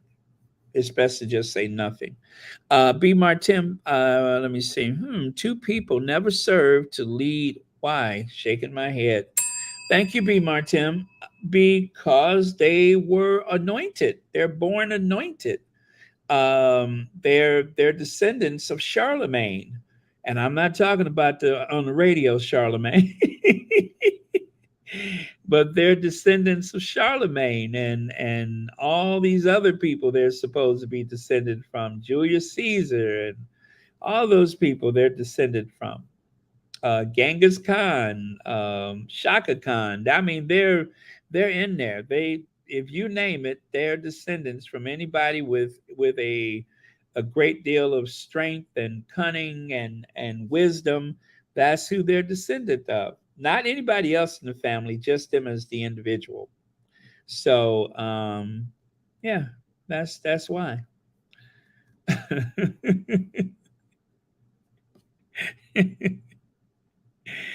And so, ladies and gentlemen, I present to you Princess That Can Do Anything. That is what one of the derangers said. As you can see, either that's a pair. Yeah, I think that was a deranger's account. The princess that can do anything. That's right. She can. They had those two photos. And of course, I decided to take that screenshot and share it with you. They had those two photos of Kate, one with the evening gown. Yes, she knows how to stand there and say little. And then the other one, what is it, Major Middlebaum? And of course, thirdly, there is that one thing that she finds problems with, and that's talking. Poor dear hasn't mastered the English language, which is astounding considering that, well, she's English, but there's not a lot of expectations. Now, of course, we have reached out to Kensington Palace for comment.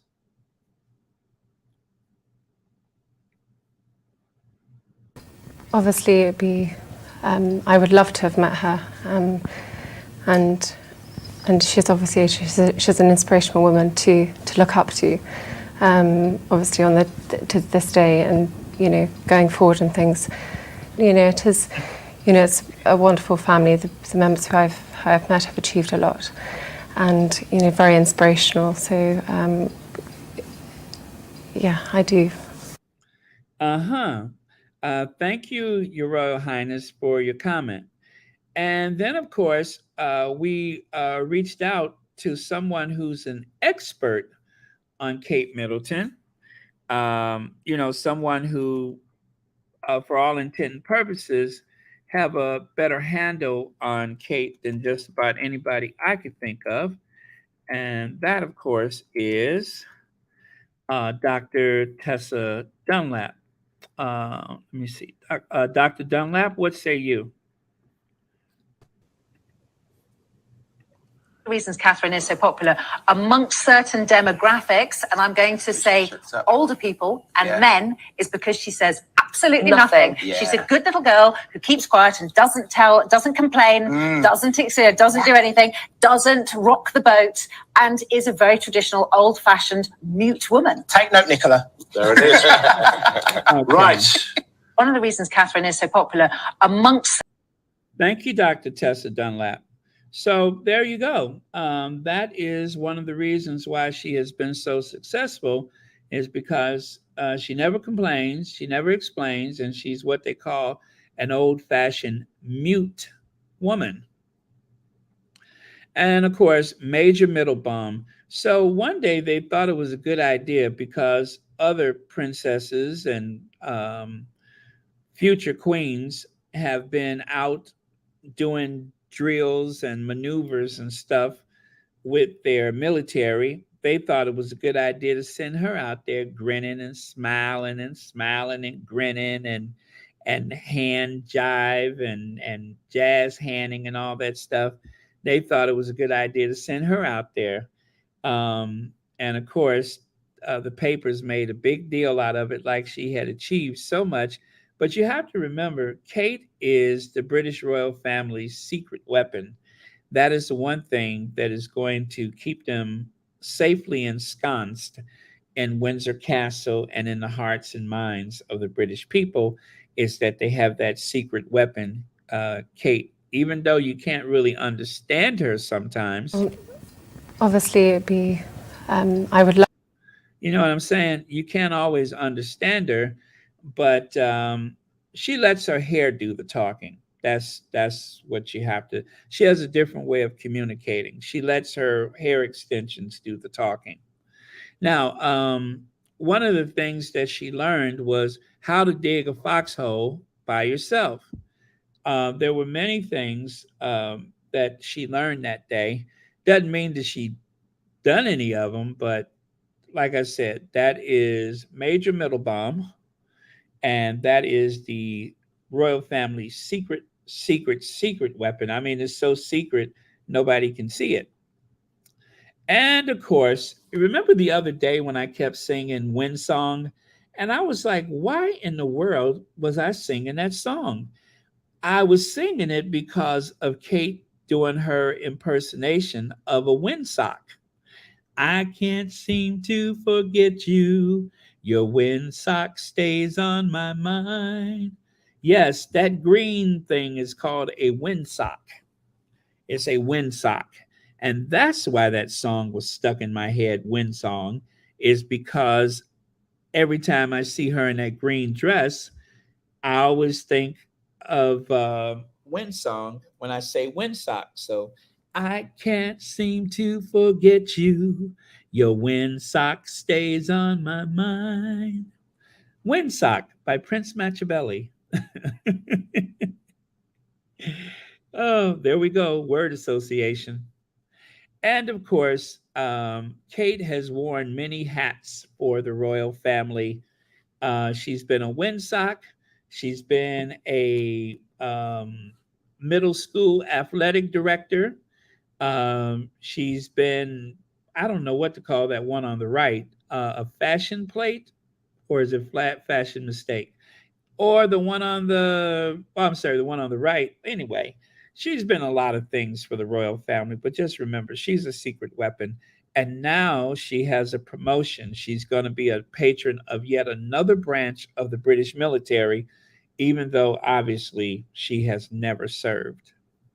Now, notice the difference there. Prince Harry of Wales, known as Captain Wales in the British Army, was named as the best front seat pilot or co-pilot gunner of his class for more than 20 fellow Apache pilots, Britain's defense minister announced. He was the number one out of 20 Harry was number one.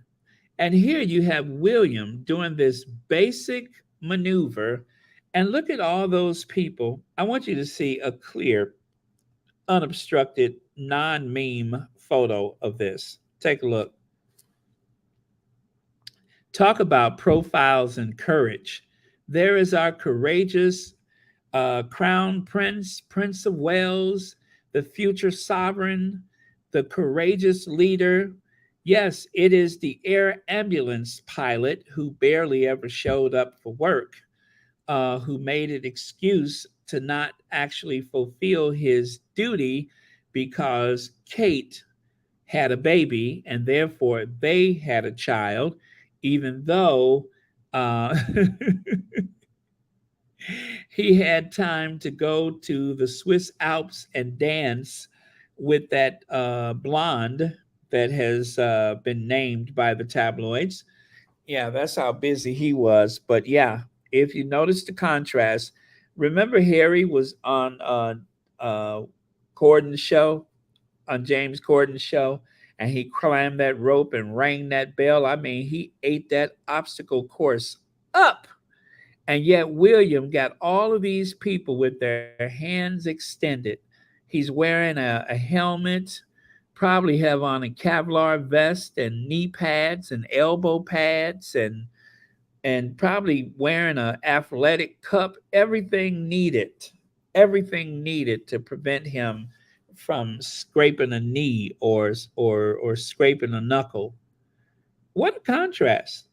And I got to tell you guys, you know, they love to put William in a polo uniform. You could look it up if you like, but I remember they said that William was known as a bit of a mediocre polo player because he barely took any risk, whereas Harry would lean into the shots. He would lean into the game. William just kind of was there, right? Even Charles broke his arm playing polo.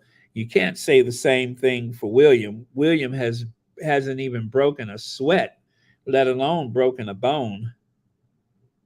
Like I said, ladies and gentlemen, a profile in courage if I've ever seen. Centabale, Invictus Games, Heads Up, Endeavor Fund, Halo Trust, Travelist, Wellchild, Archwell, Better Up, Aspen Foundation, co-chair of Global Citizens event, and probably a few things that I'm missing. Well, let's see. The Archwell Foundation, Archwell Productions. Like I said, I'm sure there's some things that I'm missing, but the point is, Harry has been very, very busy. For someone his age, having spent 10 years in the service and being instrumental, if not the founding member of these other organizations, he's done a lot. He's done a lot. And I am very resentful of the way they have tried to besmirch his record and try to downplay his achievements when the truth is he is a high achiever.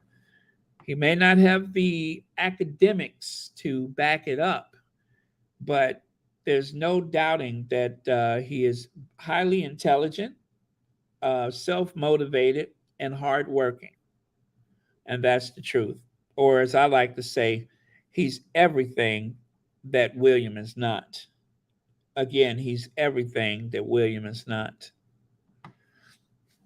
This is Harry. This is Harry identifying with, reaching out, showing love and compassion for the Ukrainian team.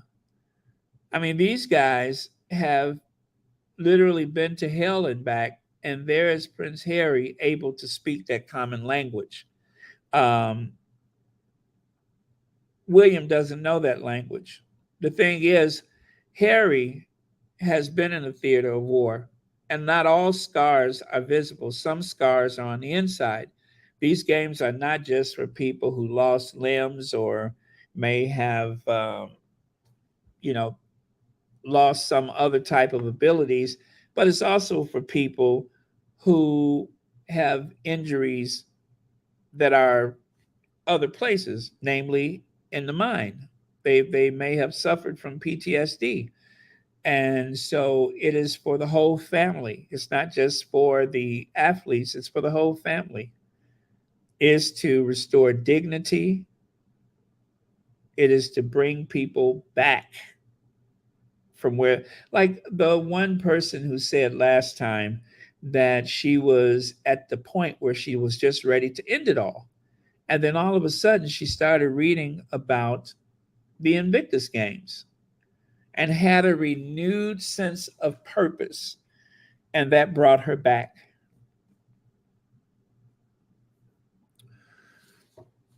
Suits continues to dominate Nielsen's streaming charts. Jack Ryan and the Summer One Turn Pretty, so whatever that is. That's some other show, right? It's hard to believe that a show that ended almost 4 years ago is delivering this much buzz, but it shows that some of the most binged watch shows can get a renaissance years after they've ended. And I remember when Friends had came to Netflix. Netflix has a way of showcasing some of these shows that ended some time ago. They have a way of showcasing them that is so much stronger than any other streaming service, and so that's part of it. And the other part of it is that there's a community. There's a certain type of community with people that watch Netflix. It's probably the streaming. It's probably the streaming service that most people have in concert with the other streaming services. So most people's foundation of streaming is Netflix. It's the one you go to first. So there you go. It's hard to believe that a show that I'll say, but it shows some of the most binge. Oh, that's the same thing. It's just in larger print. A split for the streaming platform has not been revealed.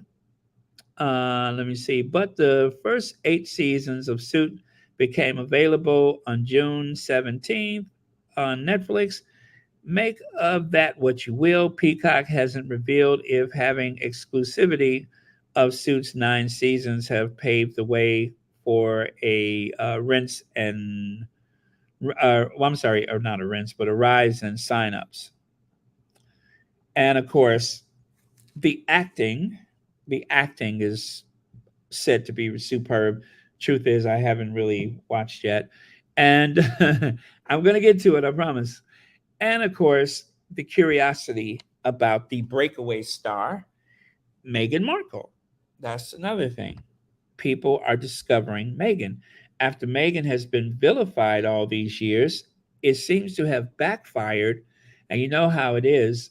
I remember when I was a kid and we were supposed to be anti-Soviet Union. And because everything was so anti-East, anti-Soviet Union, I was so fascinated with all things Russia, all things Soviet Union.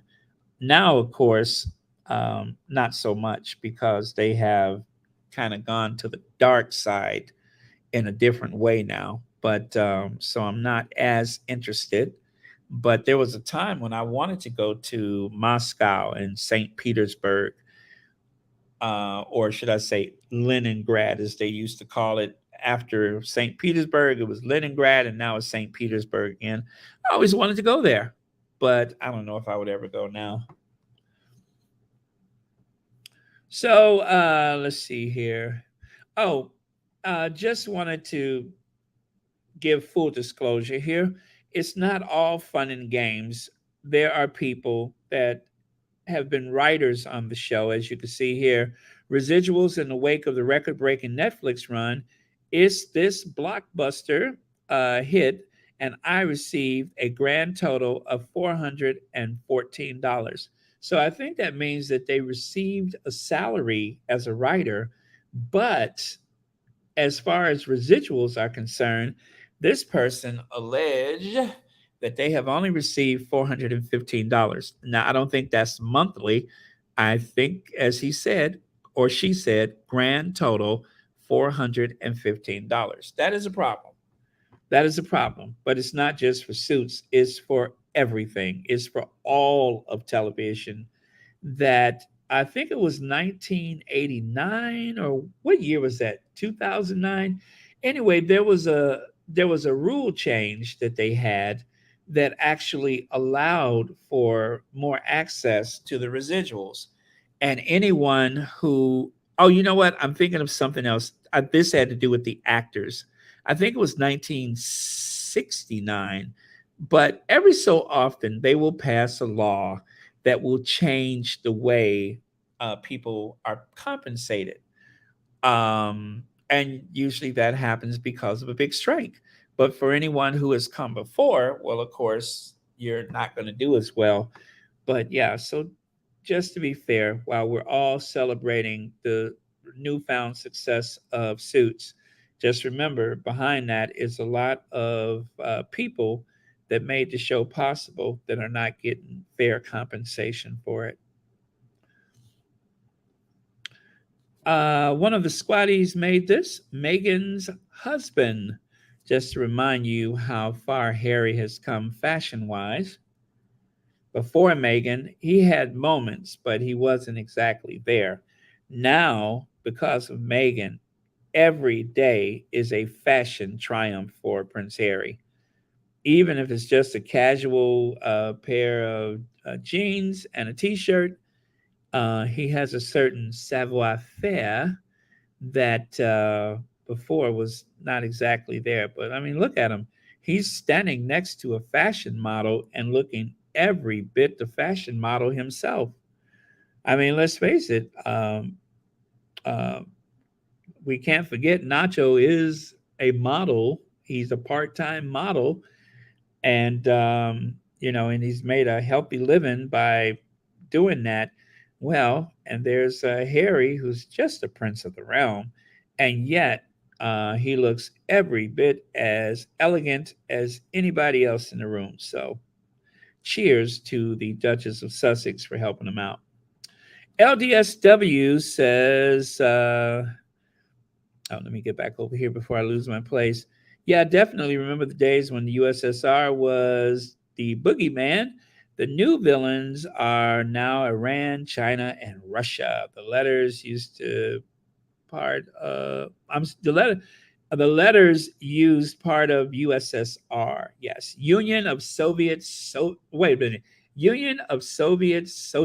Republic. I even know what it means. That's how deep I was into all that history and everything. I was just very fascinated with it. The Union of Soviet Socialist Republic, the USSR. I mean, anybody who has a hammer and a sickle for their flag must be interesting. Okay, and so thanks to Meghan, Harry's world has changed. He has gone from HRH Prince Harry to just Prince Harry. Now, this is probably the only time I have ever shown a picture of the Sussex household. As a rule, I don't feel comfortable doing it. But one of the squatties made this, and it really made a point, and so I'm sharing it for that reason. And yes, HRH Prince Harry is now just Prince Harry. And, well, let's face it, he dresses better. His home is larger and more luxurious and well appointed. The weather is better. Everything is going his way. Everything. Even though there's been some shortcomings here and there, courtesy of the royal family, the men in gray suits, the British tabloid media, etc. By and large, he has a good life. He has an amazing wife and children and mother-in-law. He has his two brothers, other than William, and of course, Tyler, Oprah, and many other people. So, yeah, his fortunes are rising. And with that, you guys, thank you so much for being here with Royal Sussex. And thank you so much for your very generous contributions. Always appreciated by Royal Sussex. Thanks to the members, the subscribers, and of course to the moderators that keep Royal Sussex a safe space. And yeah, so that's it. Love you guys. I will see you all tomorrow. Our last word of the day is bonjour, Charlotte. That is our last word of the day is bonjour, Charlotte. Oh, that's pretty. I like that. It's easy on the ears, I think. Bonjour, Charlotte. Bonjour. Mon chéri, Charlotte. Bonjour. And let's see here. Oh, yeah. Happy Saturday. Happy Friday. Don't forget 7 a.m. We are going to be inundated with polo ponies. All right. Okay. Oh, thank you, Black Queen. Good night, Dansby, J. Matt, Catherine Bryant, Miss S. Yes, Miss S says, bye, y'all. No bad energy. No bad energy. Okay. Why do I feel like I'm forgetting something? Oh, well. All right. And good night to our queens. And cue the Ginger Avenger. Oh, wait. That's not it. That's it.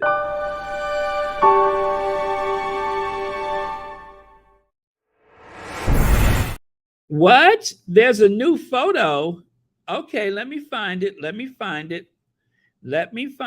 I'll find it. Don't go anywhere, y'all. There's a new photo. Hold on. Oh, you mean a photo of Meghan? Is this new? Okay, give me a second. Let me do this.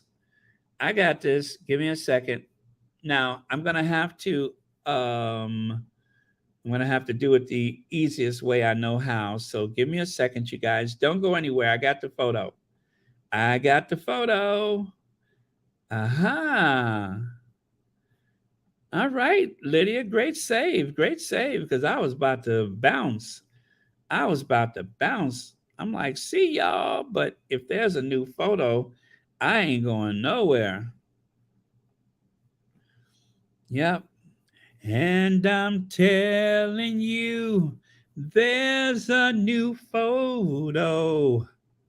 It's the best one I've ever seen. Ellen, there's no way. No way. I'm going to leave.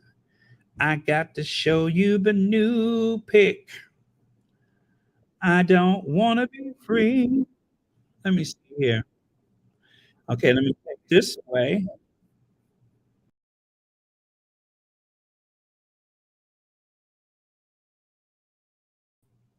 Okay, so I had to log out and log back in. Well, not actually, I opened up a second thing here. All right, so this will make it easier for me to bring it up. There's a new photo. Okay. Let me see here. I'm just going with the first thing that I saw. I don't know if it's a pap or not, but I'm just going with the first photo I saw. So, all right. Okay, here we go. Let's do this. There we go. Ha. Is that the new one? Is that it? I just went with the first thing I saw. It says here 33 minutes ago. Oh, yes. There's a few more. Okay. Hold on, you guys. You know me. I'm going to grab everything I can find. Don't go anywhere. I'm going to grab everything I can find. Give me a second. You know how I do. Let me see. You know how I do. I find it. I share it. There. Boy, she looks good. She looks good. Oh my goodness. How beautiful. How beautiful. My hands are shaking. I got to calm down and get these photos. I'm telling you, my hands are shaking. My hands are shaking. Okay, calm down. Just get the photo. Calm down. Just get the photo. Okay, I got it. My hands are shaking.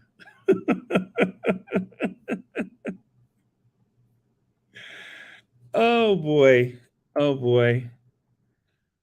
Okay, let me grab one more. I see one more. Let me grab one more. I'll be with you all directly. Oh, okay. No way. Chuh. Let me see here. So I want to do that. Nope, not that. All right. Slide.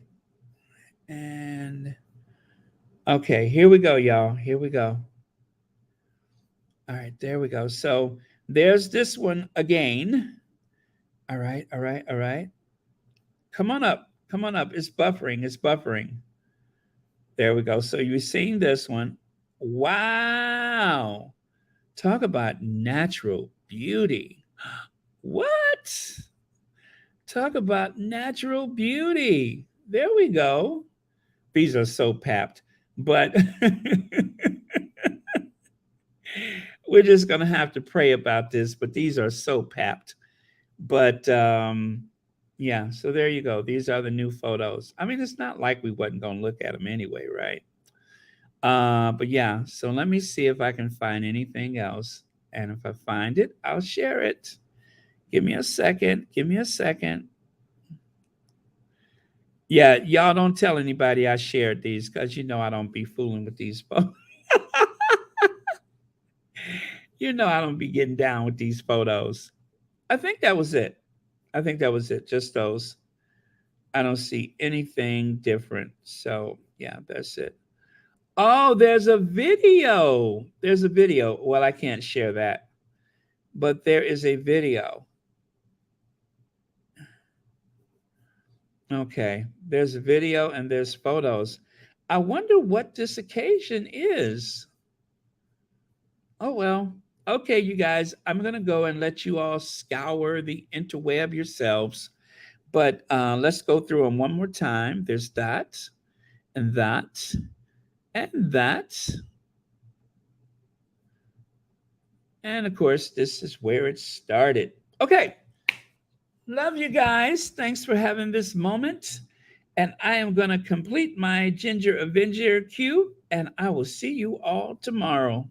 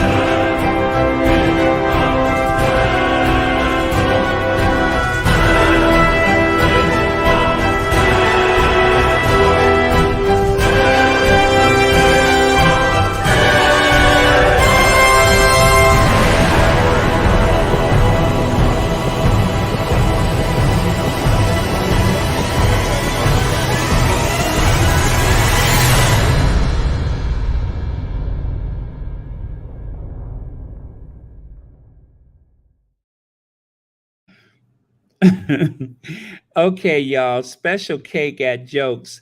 She say, Lord, they done made Queen Hosort the patron of the Royal Army Chaplain Department. I'm dead. I'm dead. I'm looking at the Twitter. I'm looking at the Twitter, and she said that they have made the Queen Consort the patron of the Royal Army Chaplains Department. Do you mean to tell me something as a department as pious and as spiritual as the chaplain department has Camilla as their official royal patron? Now, see, if it was for, I don't know, something to do with, well, I won't tell you what I'm thinking, but if it was something else for someone who, shall we say, has been in trouble or has led a sporting life or something like that, to use an old term, I can understand that type of patronage. But the chaplains, they are putting her part of a team, part of two of, I mean, adulterer. You are putting, this adulterer is the head of the church, and this adulterer is the head of the chaplains. I'm done. I'm like Special K. I'm done. I'm done. I'm done. That's all I needed to see. Life has gone full circle. The world is going to hell in a handbasket. And one of the reasons why Western civilization is on the decline is because he's the head of the church, and now she's a patron of the chaplains. Got it. Got it. Yeah, so when you guys see those kids ransacking Oxford Street department stores, when you see kids walking out of 7-Eleven and they haven't paid for anything, just remember, whatever they've done, at least they're not the head of the church and the patron of the chaplain department. Okay, okay, I got that out of my system. Hopefully, Special K Thoughts will be on tomorrow. I don't see where she's scheduled, but oh no, she's been coming on. Yeah, Saturday she's been coming on. So yeah, hopefully she'll be on Saturday. Let's hope so. All right, love you guys again. Thank you so much for staying around. I've had a lot of fun tonight. I hope you have too. And remember to hit that thumbs up.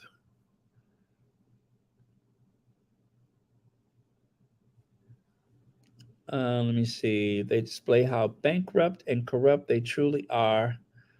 Yeah, she what's that hoochie for chaplain? Hoochie for chaplain. You get a bell for that.